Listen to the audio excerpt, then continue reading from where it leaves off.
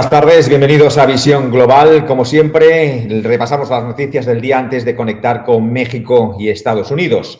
La Comisión Europea cree que la economía española va a liderar la recuperación económica de la Unión Europea en 2021 gracias a una expansión de su PIB del 5,6%, una cifra que es 2 décimas superior a lo que había pronosticado hace unos meses y después de haber registrado en 2020 una contracción sin precedentes del 11% por la pandemia.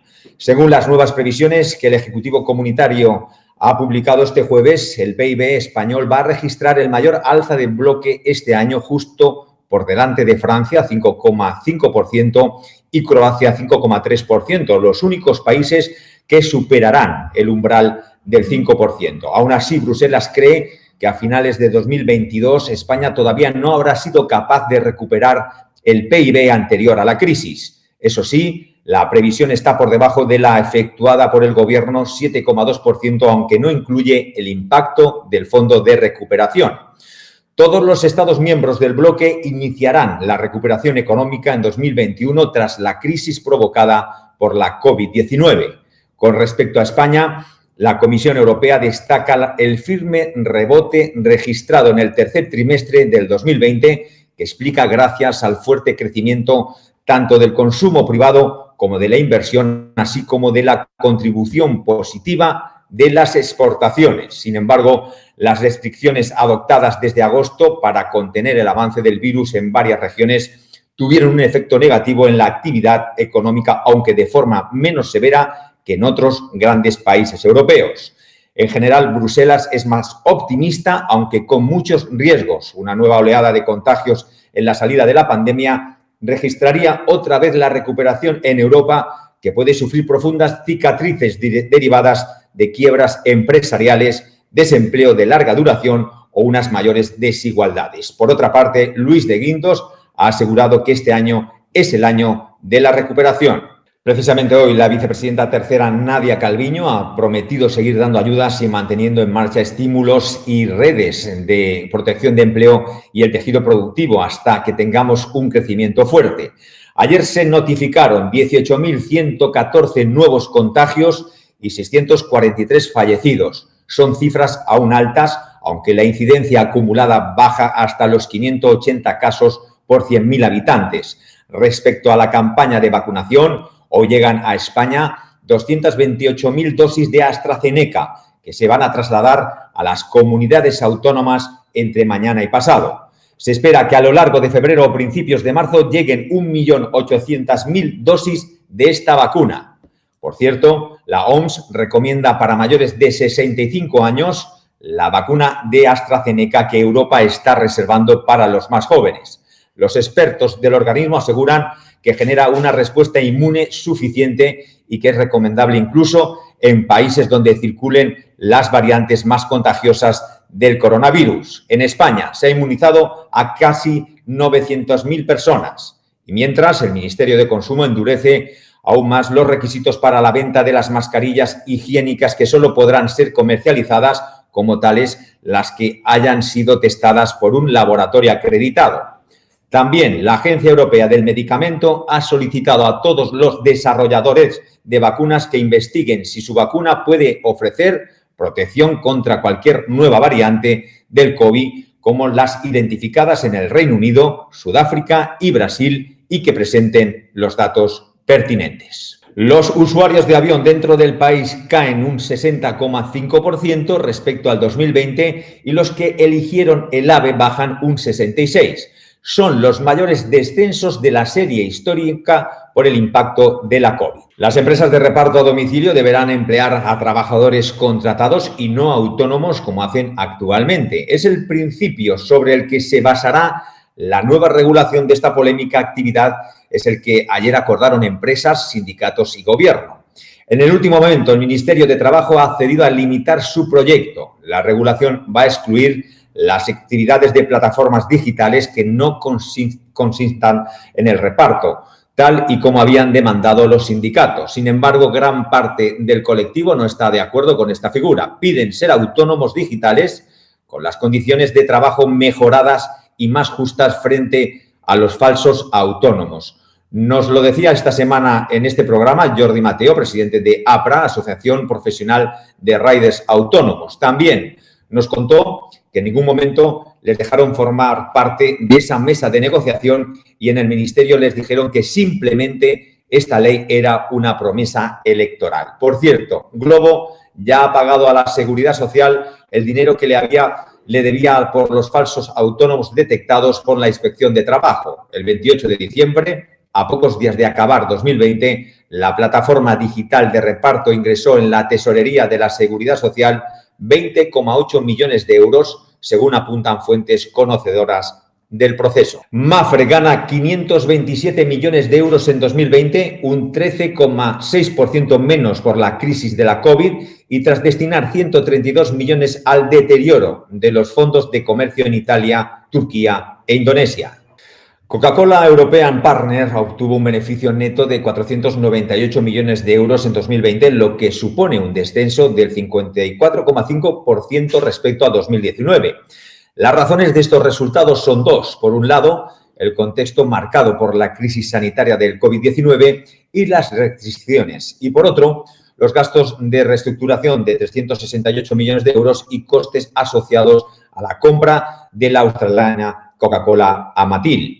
En términos comparables, el beneficio neto de la compañía cayó un 30,5% en 2020 hasta 821 millones de euros, según ha informado la mayor embotelladora de Coca-Cola. Iberdrola entra de lleno en la competición por la producción de hidrógeno verde en España. La compañía ha presentado al Ministerio de Transición Ecológica 53 proyectos con una inversión de 2.500 millones de euros.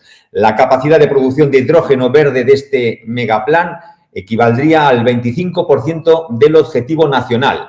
Las inversiones totales de Iberdrola se van a elevar a más de 4.000 millones de euros. Los proyectos se van a distribuir en 4 áreas de desarrollo y estarían repartidos en 15 comunidades autónomas. Banco Santander traslada su banca de inversión de City londinense a Madrid. La entidad va a traspasar a la cabecera española del grupo unos 3.200 millones en activos y 300 banqueros que operan con corporaciones e inversores londinenses. Se va a culminar así el proceso de reordenación de negocios que inició Ana Botín hace 2 años por el Brexit y la nueva regulación del sector financiero británico. El gestor australiano de fondos IFM ha afirmado que su interés en entrar en el capital de Naturgy cuenta con una vocación de permanencia a perpetuidad, también de acompañar a la compañía en su crecimiento y en el reto de la transición energética. Subraya que la operación que permitiría tomar una participación en la energética, que sería minoritaria, aunque sí que espera, en el caso de éxito, poder contar con una presencia proporcional en su consejo de administración, pero sin ningún tipo de control. Además, destacan que su filosofía es muy continuista, con los planes marcados por la compañía con el actual equipo directivo, que ha sido uno de los principales motivos de la inversión. Y segundo día del juicio político a Donald Trump, en el que se han examinado los cargos contra el expresidente. Y es hora de cruzar el Atlántico, nos vamos hasta México porque allí está nuestro compañero José Ricardo Rangel.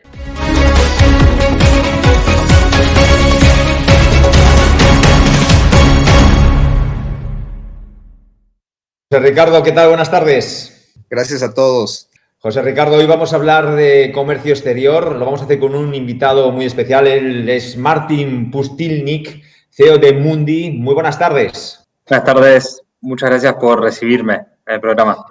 Gracias por estar en Negocios Televisión, Martín. Bueno, hoy vamos a hablar de comercio exterior entre México, Estados Unidos y también Canadá. ¿Cómo están ahí las relaciones en este momento? Bueno, creo que están todos al tanto de la reestructuración del acuerdo que hubo con el TEMEC. Creo que también todos vemos que hubo un cambio en lo que es el gobierno de Estados Unidos, y lo que nosotros vemos de Mundi es que es un gran momento para hacer negocios entre estos países. Vemos que cada vez hay más intención de las compañías de México, Estados Unidos y Canadá de poder comerciar entre sí, y que el gobierno se ha puesto de acuerdo en encontrar incentivos para que se pueda mantener este comercio por muchos años más. Entonces, la verdad que vemos con mucho optimismo lo que viene para los próximos años para todo lo que es el TMEC. Martín, platícanos un poquito sobre todo el impacto de las pymes. ¿Es fácil poder obtener financiamiento para exportar a Estados Unidos y Canadá? Bueno, hoy en día lo que vemos en México es que las pymes todavía son un porcentaje muy bajo en la exportación. Y eso viene en gran parte por la falta de acceso a financiamiento, eso es lo que escuchamos constantemente, y en Mundi justamente existimos para poder resolver ese problema, porque hoy en día, fuera de Mundi, no es fácil para una pyme conseguir acceso a financiamiento o a cualquier tipo de servicio financiero para exportar. Entonces, lo que hacemos en Mundi justamente es servicios financieros para que las pymes puedan crecer, puedan regionalizarse, puedan llegar a todo el mundo y no se tengan que preocupar de temas financieros. Entonces, eso es justamente por lo que existimos nosotros, para que las pymes puedan comerciar internacionalmente. Martín, hoy por hoy los clientes de Mundi, ¿en qué sector se están consolidando más? Nosotros tenemos clientes en todo tipo de segmentos. Estaba escuchando antes justo una conversación de nuestro equipo y veo que está bastante bien distribuido entre todo lo que es no perecedero, es decir, temas que son más de manufactura, como por ejemplo textiles, aeronáuticos, etcétera. Y también tenemos muchos clientes que hacen todo lo que es perecedero, es decir, todo lo que es de agricultura, y veo que están pasando algunos productos en el canal. Creo que nosotros hoy trabajamos con todo tipo de exportadores, entonces lo que vemos es que hay mucho potencial de México para crecer en todas las industrias, beneficiándose de lo cerca que está de Estados Unidos y Canadá, que son dos grandes mercados. ¿Qué es lo que busca en sí la pyme hoy por hoy en México para poder exportar? ¿Qué necesita? ¿Qué es lo que se debería de preguntar más bien al momento de exportar? Creo que las pymes tienen que buscar cuál es su diferenciación y justamente encontrar cómo hacer que su producto se inserte bien globalmente o regionalmente, porque así pueden encontrar de la mejor forma para que los quieran comprar en otro lado. Obviamente, además de eso, hay muchos temas adicionales en los cuales están, por ejemplo, todos los temas de aduana, todos los temas de logística y también todos los temas de financiamiento, porque lo que vemos y lo que dicen muchos economistas y estadísticas es que el tema financiero es el mayor impedimento para exportar especialmente. Entonces, justamente de Mundi existimos para poder resolver todos esos impedimentos y que las pymes puedan enfocarse en producir y vender y no en todos los otros temas que necesitan. Martín, quería preguntarte, el tema sobre todo de lo que es Mundi, ¿ustedes se consideran una fintech como tal? Sí, nosotros somos una fintech. Desde el día cero trabajamos con tecnología y la razón por la cual trabajamos con tecnología es porque creemos que es la forma de desarrollar un producto o servicio que pueda llegar a la mayor cantidad de empresas. Entonces, al hacerlo de forma digital, es más fácil escalar, es más fácil tomar clientes de todos los tamaños, porque al final del día pueden tomar cada vez más clientes sin necesidad de cada vez tener más infraestructura. Y eso es justamente lo que hacemos las fintechs, que a través de tecnología estamos cambiando cómo se hacen las cosas en el mundo de servicios financieros. ¿Cuál es el diferenciador de Mundi, Martín? Creo que hoy en día, a diferencia de lo que vemos en nuestra competencia, nosotros somos súper rápidos. Entonces, podemos darle una oferta a un exportador en menos de 48 horas.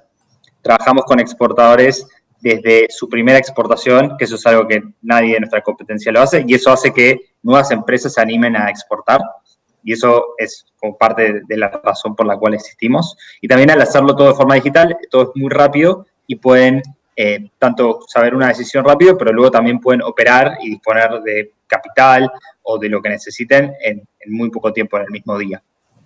Oye, Martín, y el tema sobre todo para las pymes que ya tienen años a lo mejor, que no han decidido crecer, pero que están acostumbrados, pues, ahora sí que al old school de papelitos, de ir al banco o a la institución financiera de forma física, ¿qué tanto se compromete la seguridad aquí con Mundi?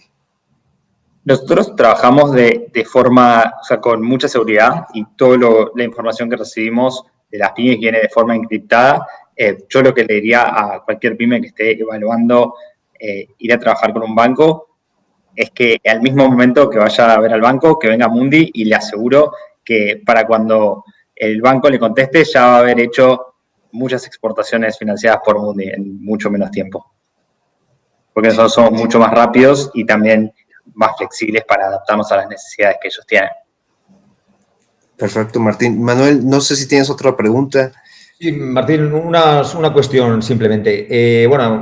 Trasladas mucho optimismo. Muchos analistas, te voy a hacer una pregunta un poco más general. Muchos analistas, incluso el Fondo Monetario Internacional, también ha dicho que la recuperación en esta crisis que tenemos bastante importante, viene por medio de las exportaciones. Porque incluso en el país, en México, el balance de importaciones con las exportaciones ha sido bastante más alto las exportaciones. ¿Crees que eso es así, que la recuperación viene en México por las exportaciones que vais a tener? Creo que las exportaciones son un muy buen camino al crecimiento. Ha habido muchos países que se industrializaron gracias a ello. También las importaciones son importantes para todos los países porque traen bienes de consumo y también bienes industriales. Obviamente no somos ciegos de lo que está pasando en el mundo. Ha bajado el comercio internacional en muchos países, pero creemos que el mundo va hacia la apertura y creemos que justamente hay que incentivar el comercio internacional para que todos los países puedan comerciar más entre ellos y que cada uno también pueda especializarse más en las cosas que mejor sabe hacer. Entonces, creemos que el comercio internacional hace bien a todos los países y que eso va a ayudar a la recuperación, obviamente, la crisis que estamos viviendo por COVID. Pues, Martín, gracias por estar en Negocios Televisión y por apuntar tus conocimientos aquí en nuestra cadena. Gracias. Muchas gracias por recibirme. José Ricardo, gracias, un saludo. Nos vemos el día de mañana, Manu. Hasta luego, gracias a todos. Gracias. Bueno, pues desde México nos vamos hasta Nueva York, porque allí está nuestra corresponsal en Estados Unidos, Bisila Bokoko, que ha entrevistado a Xian, donde van a hablar de la diversidad y también de la inclusión. Lo vemos.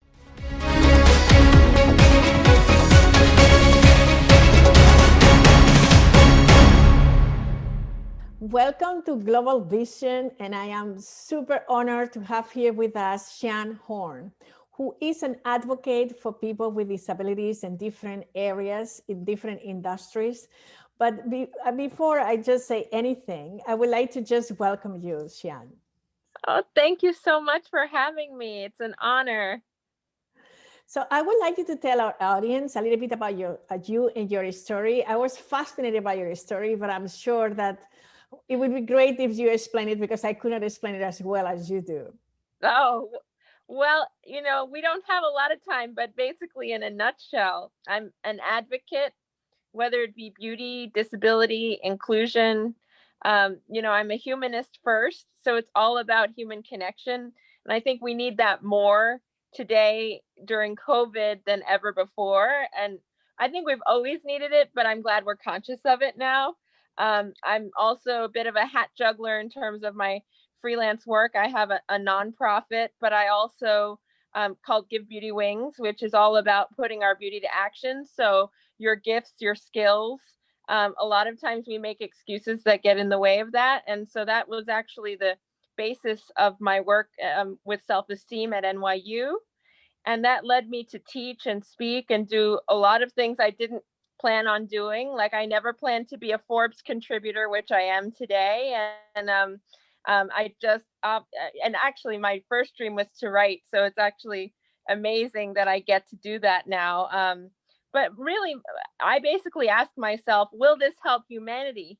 And if I'm available and the answer is yes, then I do it.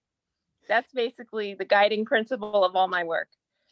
You have been involved with a lot of companies in tech, trying to advise them and guide them about how they could be more diverse and inclusive. Tell us a little bit about that, and why do you think that diversity and inclusion is so important in the tech world, particularly in the areas of STEAM? Yeah, well, actually, you know, we met last January at we were both speaking at Microsoft. Yes, so this indeed. feels very full circle to get to talk about tech now. My tech related journey as somebody who was not very familiar before really started in 2015 when I was an exemplar for the AT&T Connectability Challenge. where we got to not only judge an assistive technology competition, but we got to work with developers as they develop the technologies and give feedback. Some it was very clear that they intended well, but in practical use, we often found some issues that we're able to hopefully help them, point them in the right direction, if not resolve it in that 3-month period, at least give them a plan for the future. And it was amazing to see what we were able to do together. And so I think I learned from that the power of collaborative innovation. Don't design for me, design with me. I love that. You know, and it made such a difference. I think on both sides, I learned so much. They also learned, and I've been able to bring that collaborative feeling into other projects as well. So even working with Parsons School of Design, when they were designing a coat for me, a custom coat, a lot of engineers involved there too, physical therapists. Anyway, it was amazing to see. Not only did I feel that we were more powerful together, they thought of things that I hadn't even thought of for myself. For example, so I forgot to mention that I have cerebral palsy and I walk with 2 canes. And so it's easier for me to put a coat on while seated. And every time I would put any coat on, the people who were designing for me, these wonderful students, they would say, they noticed that I was catching the back of my coat on any chair that I was using. So they designed a higher coattail. That was something I never even thought to ask for. So it makes designers better. It makes developers better. It makes technologists better when you can work with the population that you're trying to serve, whether that's mothers or other technologists or people with disabilities, any background. It's always better to actually work with that need population. And especially when we're 1 in 4 people with disabilities are 1 in 4. It's also a huge opportunity economically that I think is really largely untapped. I think that's changing now. But I really believe diversity and inclusion is just reflecting the world as it really is. So, you know, that's really what it is. And also creating things that invite people to the table that have felt excluded before. And a lot of times it's a small tweak. It's live captioning. It's something that does not need to cost a lot of money, but just being able to realize that this is a barrier for someone can open up a whole world for not only them. For example, with captioning, it's something that people use on Netflix, whether they need it for access or not. Because a lot of us, we do have short attention spans now. So I think that captioning is something that a lot of people use, just like voice control on the phone. So there's a universal design element too. When you make things easier for one person, you make them easier for so many others. Maybe not everybody, but hopefully everybody, right? So there's a lot to discuss. I know we don't have a lot of time, so I'll let you ask the next question. No, but I love what you're saying, and I think it gives us a little bit insight about what is the opportunity there when you really are working in a collaborative economy. And I love that what you said. And that takes me to the next point. How the companies in STEM could be more inclusive, and how do you see that entrepreneurship, or if it's any programs that it's carried in exactly for people with disabilities? And if you think that there's some industries that are more open than others, because I have here a lot about technology and being more diverse, and for the minority groups, Blacks, Latinos, women in tech, there is programs for people with disabilities in tech. Do you see the difference that the tech world is a little bit more open towards other industries? We will go, of course, to beauty and fashion. That is also some of the industries that you're trying to break the ceiling over there. So I would like for you, that you've been involved with so many different companies, to just give us a little bit of insight if it's just one industry that is trying to do the right thing and be more inclusive, or you think that it has a domino effect in all the industries? Well, I always believe that I always have a holistic approach. Anytime you're trying to help any community, whether that's women or people with disabilities, it's not one thing, right? It's women and family, it's women and career, it's women and art. It's, you know what I'm saying? And for people with disabilities, it's film, it's employment, it's, I mean, what we're really going for, I actually want to throw out this term diversity and inclusion, because what it is really about is integration. How can you be beautifully integrated into an environment or a business setting or your home, right? We want accessible homes. We want accessible technology. We want to be involved and fully engaged, right? And so actually, I mean, I want to thank technologists for how far we've come. The fact that there is live captioning on things like Zoom and Google Meet, and the fact that, you know, I'm on the Real Abilities Film Selection Committee, and I just watched a film.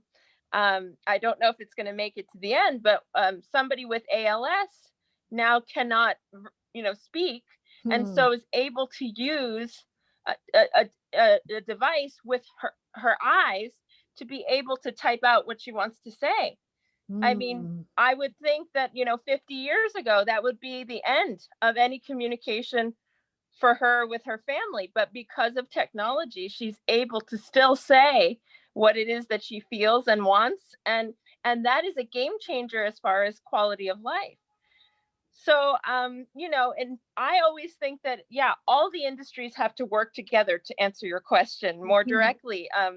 I don't think it's one thing. I think when you think of representation, it's the beauty industry, it's the media, it's you know what I'm saying? It can't be one thing. I think for real change to happen, and this is for any community, it has to happen concurrently. And it has to involve everyone, because I think what happens is, and this is true for technologists too, if doctors are only hanging around with other doctors, they can't be useful, right? Right. And so what happens is I go to a lot of events where it's the same 100 people all the time, all disability advocates. We need people that are not, we need allies is what we really need. And I think too that as an ally, I mean, what I'd like to create too is an environment where allies can do trial and error and make mistakes and learn from them and adjust. You know, that is what, I mean, anytime you develop technology, there has to be trial and error. And that is no different when you are designing for people with disabilities. So, so I look forward to seeing what all the industries are doing. And I think a lot of why many industries are moving forward is because of social media. People are able to tweet out, hey, Panasonic, hey, you know, Apple, this product is not working for me. And before, it was a letter that got shoveled under a lot of other letters and maybe got some, you know, made some change and maybe not. So I think now, because social media, we all have a platform and we can use our voice, whether we have a voice or not. I think it's really changed the way that businesses run, because it has to be a customer-driven business. Otherwise, they won't last. Absolutely. I'm super agree with you. And I read your article in Forbes, but it was beautifully written and it was all about beauty. And I think that it was beyond beauty, that article, because it was really more about integration and acceptance. So I would like you to share with us what you're using that platform to just have your voice heard. And I would like you to just let us know a little bit about why that and what you try to achieve. Yeah, well, you know, it's so interesting because when I started out, I wasn't even necessarily thinking of a column for myself. What happened was I had a friend who spoke at a Forbes Women event, and I was on their mailing list. And at a certain point, they had a call, you know, just to invite us to say, what would you like to hear more about on our page? And at that time, I had actually an article done around employment where I was, you know, the subject of that article. And when I Googled disability and Forbes, my article came up second, and this was a year and a half later. And so that made me realize, okay, there's not really much content here, and there's good news here. Don't worry, we're getting to the good news in a second. But so I went to them and I said, look, I don't think, and this is something as an only child who grew up with artist parents who were also their own bosses and leaders, natural leaders. As soon as I could talk, they asked me, what are you dreaming about? How can we support you? And I didn't realize how revolutionary that was until I had these classes at NYU where the girls would say to me, okay, Xian, I feel ready to take over the world now, but my mom won't let me go to the movies with my friends. Or I would ask them how their day was. And one girl said to me, it's so good to be talking about my day. Nobody's asked me that before. And so I realized that in a way, talking about leadership for marginalized communities can be a bit of a luxury, unfortunately. You know, if you're not sure if your child's going to make it through their surgery next week, you might not be talking to them about what they want to do in 10 years. So I said, you know, nobody's really talking to and around leadership in the disability community. So they said, well, how about you? So it was really interesting. So I got to write about that. You know, it's my first article was called "Is Leadership a Luxury?" And then, interestingly, I think my advocacy hat became more. I mean, my backbone has become steel for certain things that I went through since having the Forbes blog, and I'm so grateful to have that platform because I was left by an Uber a few years ago. My best friend and I, she is on a walker, I'm on 2 canes, and we were just left behind. And not only that, we were charged a cancellation fee. The guy just took one look at us and backed away. And I had never had that happen to me, but because that happened, I opened up this question. I opened up this dialogue on Facebook. I said, who has this happened to? And I was able to get other people's stories and realized that actually it was quite amazing that it hadn't happened to me before, because there were people, for example, my friend Haben Gurma, the first deafblind Harvard Law School graduate, wrote about, she wrote a Facebook post about being left by 3 Ubers in one day in New York City, my city. So, you know, it fired me up. And so that also then led me to advocate around paratransit, which is our public transit here for people with disabilities. So anyway, I could go on, but the point is I'm very grateful that Forbes has given me a platform where I can share a message and it can get out there very quickly and make change. And so for the paratransit project, we were able to I got 6,400 signatures fighting for a cab program that makes transportation much more equitable. Same-day transportation is a big challenge. But anyway, again, like I said, there's so much we could discuss. Definitely. I love that. I want to go back to the fact that both of your parents are artists. And one of the things that we were discussing, even when we met, it was about the area of STEM and with art. How do you think that really shaped your life? And how do you think that art could contribute in the area of diversity and inclusion? Well, I think on a personal level, the most important thing it did for me was that my parents really valued individuality, uniqueness, being a little bit strange in a great way. You know, I think both my parents, they're quirky dressers. They really looked at Xian first. Yes, they never denied the disability. It was always a practical consideration.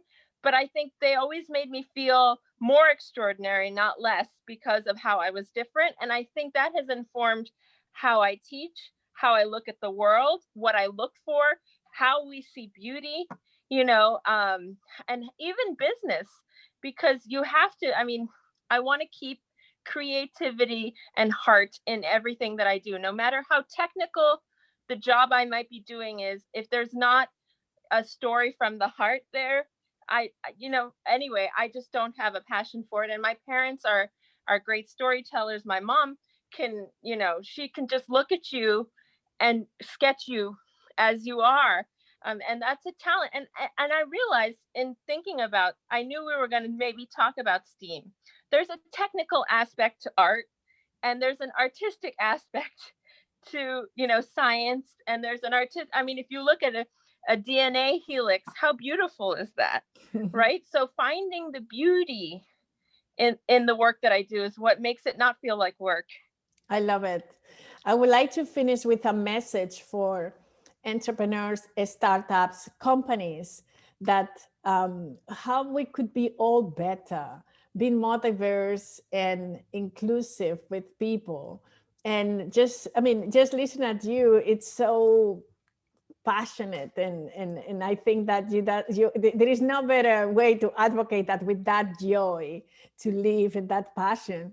So I think that you already give it to me. So I would love that you are able to just say a beautiful message that our audience could stay with. So I think, diversity makes us more complete. I think what businesses don't realize is if they don't have certain stakeholders at the table, there's something missing. And as great as you think what you've created is, it's not as great as it could be with everyone at the table. So I think, obviously you have to figure out how that works for you. But at the very least, I think allyship is about having conversations and trying to understand. No one person knows everything. Mm-hmm. No one person is an encyclopedia of every human experience, of every business need, right? So you are better when you can, have that focus group or invite people to the table where you have no clue what their life is like.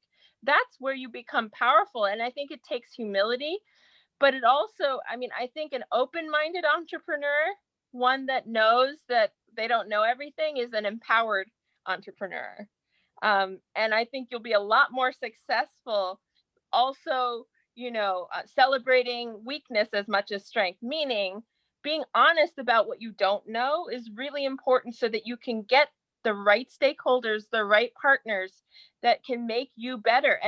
And look, everybody does better that way, right? This is, any time that I win, you win, so I think having an inclusive mindset and recognizing that, okay, I have my own lived experience, I have my own vision for this company, but it could be bigger and greater if I invite other people. That being said, it doesn't mean listening to all 7.8 billion opinions out there.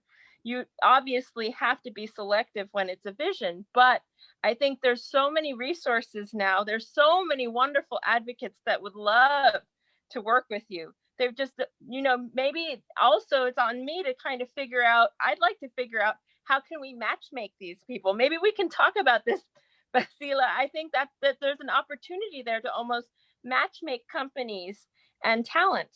So anyway, thank you for the thought. It's not gonna just go away. We will definitely brainstorm more about it. Yeah, but no, as I'm thinking about it, I think a lot of times, maybe the community doesn't know who to reach out to. And then also someone is dying to have those conversations, doesn't know where to go. I think there's always, thank God there's the internet, but I'm excited to see, I'm very hopeful. I think this is a time where inclusion is inevitable, but I think being a catalyst, you can have more joy in knowing that you are, a part of it, but also feeding that change that we want to be and Absolutely. see. Thank you for your words. I think it's a very clear, strong message. And this is it for today, but we thank you so much for your presence, your beautiful presence here with us at Global Vision. And we would love to have you again, probably live. Well, I'm yours for life, as you know, dear sister. And I thank you for your time today. Thank you. So thank exciting, you. and to be continued. To be continued. Thank you so much.